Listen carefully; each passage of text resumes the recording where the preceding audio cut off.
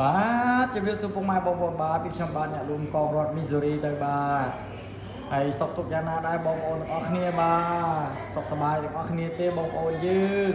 ហើយខ្ញុំសង្ឃឹមថាបងប្អូនយើងសុខសប្បាយសំណាងល្អទាំងអស់គ្នាបាទហើយចំណែកឯអ្នកលក់នំកងគ្នាយើងយ៉ាងណាដែរបាទថ្ងៃនេះគឺថ្ងៃដូរមកមានបងប្អូនគ្នាយើងណាងើបលេតទេបាទហើយខ្ញុំឆ្នាំនេះអត់លេតទេបងប្អូនដោយសារយើងប្រយ័ត្នមុនបាទអត់បានលេតដូចឆ្នាំទៅទេឆ្នាំទៅអត់បានប្រយ័ត្នងើបមកលេតផងអីផងអញ្ចឹងទៅ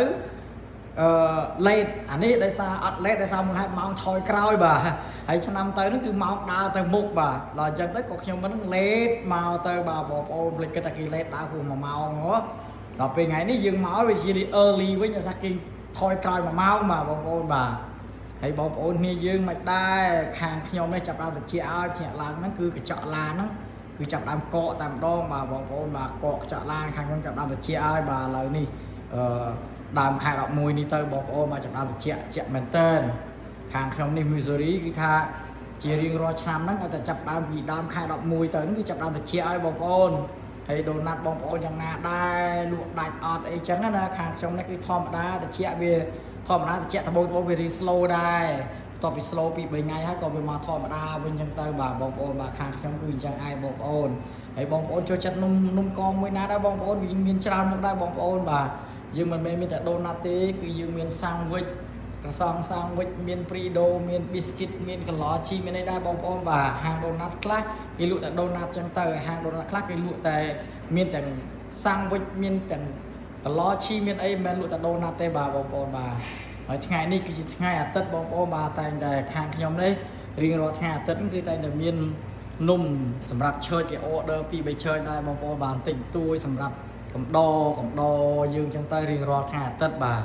គឺឆើចហ្នឹងគាត់មកយកចឹងទៅគឺគាត់មក pick up ហើយគាត់ order យើងរៀងរាល់ថ្ងៃអាទិត្យគឺគាត់មកយកធម្មតាចឹងទៅយើងរៀបចំឲ្យគាត់ទៅគឺគាត់មក pick up តាមម៉ោងដែលគាត់ប្រាប់ចឹងទៅអត់មានអីទេបងប្អូនខាងខ្ញុំនេះធម្មតាគាត់តែតិចឥឡូវនេះរៀងតិចបន្តិចអញ្ចឹងហើយក៏ចង់សួរសុខទុក្ខបងប្អូនយើងយ៉ាងណាដែរសុខសប្បាយអត់ទាំងអស់គ្នាហើយពូនំកងមួយរយៈនេះរៀងរវល់តិចតួចអញ្ចឹងទៅថាការងារឲ្យធនេគឺអត់មានពេលធនេទេរវល់មិនចេះចប់តែហ្មងការងារពូនំកងហ្នឹងគឺថាច្រើនមែនតើធ្វើឲ្យយើងនឹងមិនមានពេលធនេច្រើនទេបាទបងប្អូនអាទិត្យមុននោះដកឃ្លានតិចទៅក៏បានទៅស្ទូចត្រីស្ទូចអីលេងគេអញ្ចឹងទៅបងប្អូនបាទយើងធ្វើនំកងហមយើងឆ្លៀតពេលបានទៅស្ទូចត្រីគេថារំហែអារម្មណ៍អញ្ចឹងទៅបាទបងប្អូនណាពេលខ្លះទៅក៏អត់មានពេលទៅស្ទូចត្រីនឹងធ្វើការងារប្រចាំ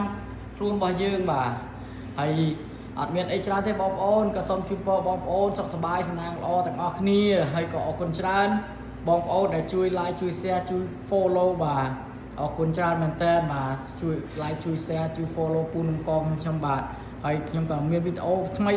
ទៀតបាទជួយបងប្អូនយើងបាទអរគុណហើយក៏សូមអរគុណច្រើនបាទសំណាងល្អហេងទាំងអស់គ្នាបងប្អូនបាទ